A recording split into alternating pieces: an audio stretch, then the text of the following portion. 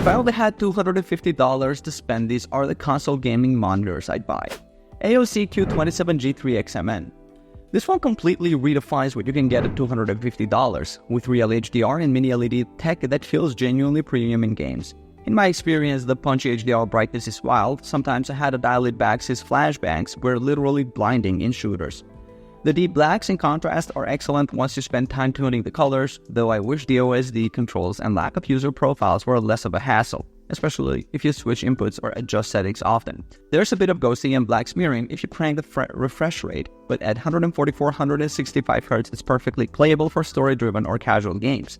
Build quality is solid but not heavy-duty. It's functional but doesn't scream luxury. The narrow viewing angles mean it's best as a solo display. If you're sharing the screen for couch multiplayer, colors look a bit washed out off-center. Honestly, for the price, the HDR here is amazing, and it's ideal for anyone wanting cinematic single-player console gaming with rich visuals. Just be ready for some setup tweaks. Alienware AW2725DM. This one surprised me with just how good gaming felt at this price. The 180Hz IPS panel makes motion buttery smooth, and response times are snappy enough that competitive games like Valorant and COD genuinely benefit. What stood out most is the wide viewing angles. I could play on the couch and move around without losing vibrancy, so it's perfect if you game with friends, or use your monitor for movie nights too. The sleek built and adjustable stand make it feel more premium, and setup was a breeze. Colors aren't as deep as the AOC and HDR doesn't pop as much. It's more of an HDR elite, but you get consistently crisp vivid images for console or PC gaming. Only gripe is a bit of a backlight bleed in dark seas. If you want something you can use for long gaming sessions, competitive play, shared spaces, this is the one I'd reach for. It's super versatile for the money. Between these two, I'd buy the Alienware AW2725DM. The comfortable viewing angles and effortless setup win out for real-world console gaming, especially if you're not chasing absolute HDR performance.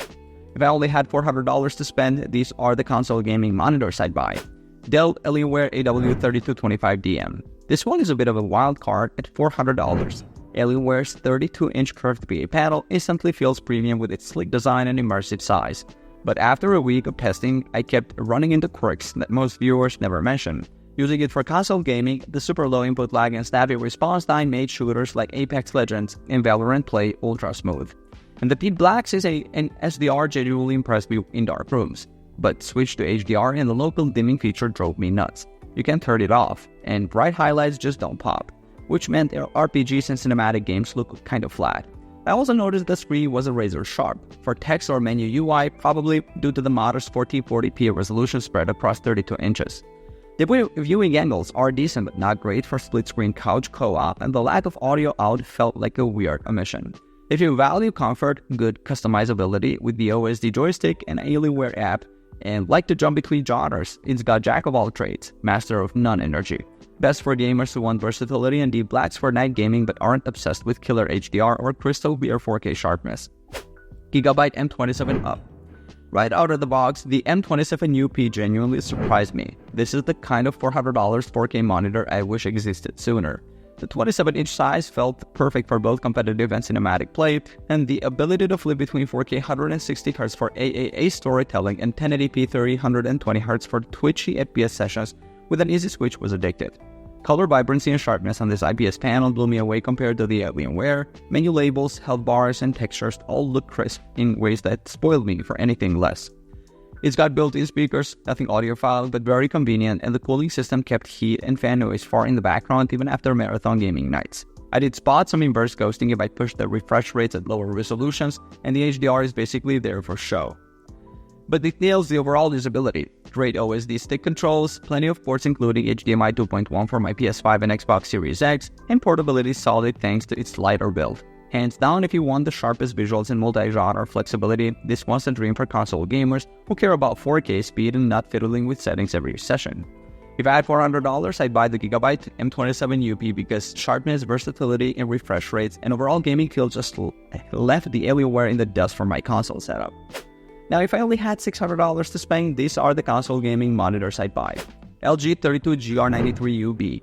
This LG monitor is all about delivering that big screen 4K console experience without completely emptying your wallet. When I first hooked up my PS5, the sheer size and detailed 4K resolution really pulled me in. At 32 inches, games just feel more immersive. It's also an incredibly bright panel, so I had no issues with glare even with the windows open. The experience is snappy and responsive thanks to its HDMI 2.1 support, low input lag, and 144Hz refresh rate that keeps motion looking sharp. However, the moment I fired up a game with darker scenes, the monitor's weakness became clear. Because it's an IPS panel, the blacks look more like a dark gray, and it just can't produce the deep, inky contrast needed for a truly cinematic feel in a dim room. For me, that lack of the contrast is a noticeable trade-off. It's perfect for the console gamer who prioritizes a large, sharp 4K screen for playing in a well-lit room and wants the next-gen feel without breaking the bank. Gigabyte Aorus FO27Q2. Honestly, this Gigabyte Aorus feels like it's cheating at this price point. The move to a QD-OLED panel is a genuine game-changer. The first time I booted this up, the difference was night and day. The perfect absolute blacks and stunningly vibrant colors give the picture a sense of depth and that an IPS monitor simply can't touch. And the HDR performance is truly impressive, not just a marketing sticker. Even though it's a 27-inch 1440p display, the image is so crisp and the motion so incredibly fluid at 240Hz that I didn't find myself missing a 4K resolution. I was blown away by the response time. There is zero ghosting or blur, which combined with some of the lowest input lag I've ever tested, makes it a dream for fast-paced competitive games. The only real downside is that it's a smaller screen, so you'll lose that massive cinematic feel of a 32-inch display. This monitor is for the gamer who values picture quality and raw performance above all else. If you want the best possible contrast, color, and response time, this is it. If I had to spend my own $600, I would buy the Gigabyte Aorus FO27Q2 in a heartbeat, because its QD OLED panel delivers a fundamentally superior visual experience in color and contrast that no IPS monitor can match. If I had $800 to spend, these would be my top console gaming monitors choices. Asus ROG Strix XG27 ACDNG.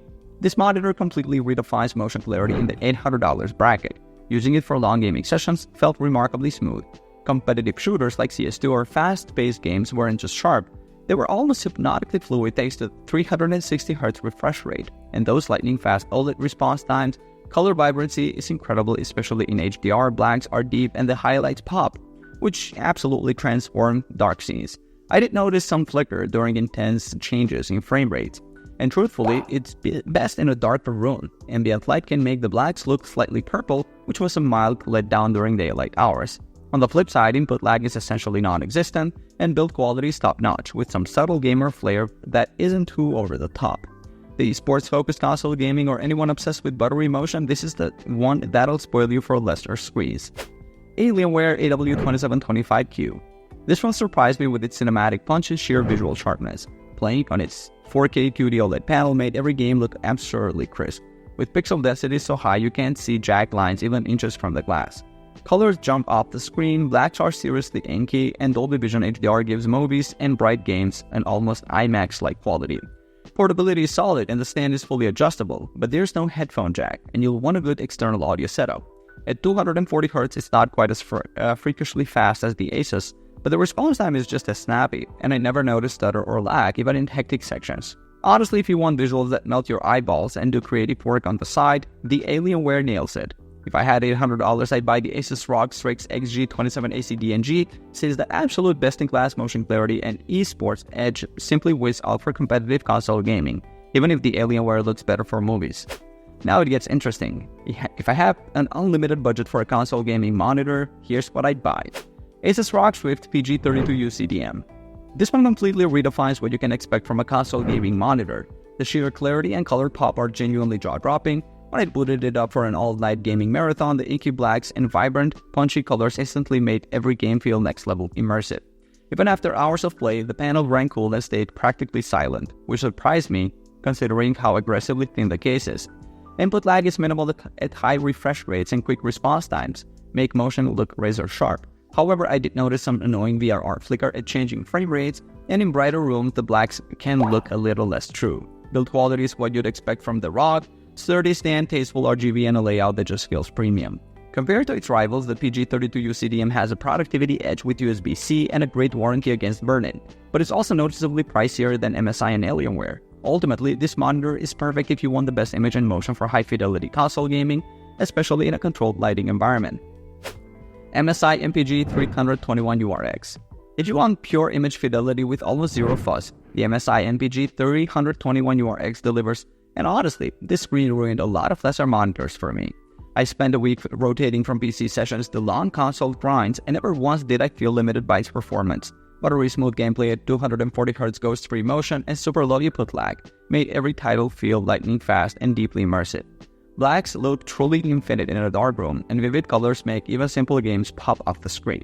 MSI's gaming intelligence software saves time on setup, offering easy control over custom profiles. The panel is slightly less prone to VRR flicker than Asus, and its build feels more solid and elegant. Though with brighter room lighting, blacks can look a little purple and at extreme angles, and you won't get Dolby Vision out of the box. For me, this is the ideal pick if you just want to plug in and play, no troubleshooting, and care most about gaming feel over bells and whistles. Between these two, I'd buy the Asus PG32 DM for its edge and immersive display quality and future-proof feature set, even if it costs more. Alright guys, thanks for watching. I hope this video helped you pick the best console gaming monitors for you. If you have any questions, drop a comment below. Links to all of these products mentioned in this video will be in the description. Alright, peace out.